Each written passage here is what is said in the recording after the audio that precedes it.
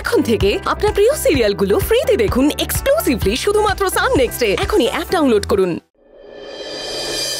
তোজোকে adapt করতে গেলে শুধু মায়ের পারমিশন হলে চলবে না, বাবার পারমিশনও লাগবে।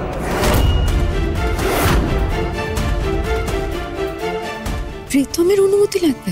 হ্যাঁ, এটাই তো আইন। কেন উকিল বাবু, প্রীতম কি করেছে তোজোর জন্য যে ওর অনুমতি লাগবে? সিম্পল, জন্ম দিয়েছে।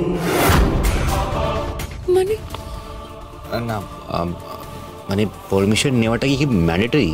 Yes, mandatory. আরে না হলে কি আর আমি বলতাম? আচ্ছা, আর কোনো উপায় নেই? নেই বললেই চলে। দেখো অনিরুদ্ধ, আইনে বায়োলজিক্যাল বাবা মা মানে দুজনের সম্মতি ছাড়া অ্যাডপশন কিন্তু হয় না, হতে পারে না। তবে জাগৃতি যখন তোমায় সাপোর্ট করছে, তুমি কিন্তু কোর্টে অ্যাডপশনের জন্য অ্যাপিল করতেই পারো। কিন্তু ওই প্রীতম বাবু তখন যদি কন্টেস্ট করে, তখন কিন্তু আইন অনুযায়ী ওর দিকেই পাল্লা ভারী থাকবে, এটা মনে রেখো। তোজো কিন্তু অনিরুদ্ধ বাবুকে বেশি ভালোবাসে। কোর্ট আইনকেই বেশি ভালোবাসে, আবেগকে নয়। অবশ্য তোমরা লড়াই করতেই পারো, কিন্তু সেই লড়াই মিটতে মিটতে অনেকটা সময় লেগে যাবে। তাহলে উপায়?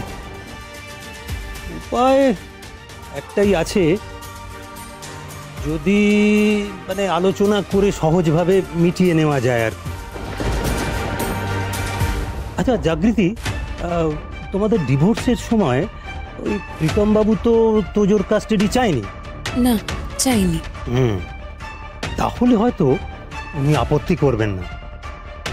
আমি বলি কি অনিরুদ্ধ, তুমি বরং এক কাজ করো, প্রীতম বাবুর সাথে একবার একটু কথা বলো। না না, সেটা তো সম্ভবই না। কেন কেন সম্ভব নয়? অনেক কারণ আছে উকিল বাবু, ওকে ওকে বলে কোনো কাজ হবে না।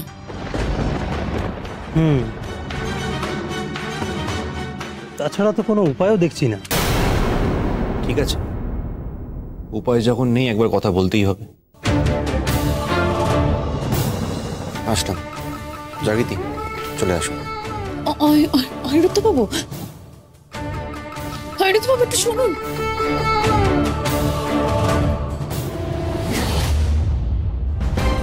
শুনুন অনিরুদ্ধ বাবু, কোথায় যাচ্ছেন আপনি? বললেন তো উকিলবাবু কি বললেন, প্রীতমের পারমিশন ছাড়া আমরা তোজোকে অ্যাডপ্ট করতে পারবো না, তাই কথা বলতে যাচ্ছি ওর সাথে। আর অনিরুদ্ধ বাবু, আপনার মনে হয় যে প্রীতমের সঙ্গে গিয়ে কথা বললে ও রাজি হয়ে যাবে? রাজি করাতে হবে। অনিরুদ্ধ বাবু, আপনি এতদিনে একটু হলেও তো চিনেছেন প্রীতমকে। আপনার সত্যি মনে হয় যে ও আপনার একটাও কথা শুনবে? আর তার উপর একটা কুকীর্তি করে কালই ধরা পড়েছে। আমি তো রীতিমতো বাধ্য করেছি ওকে কেসটা তুলে নিতে,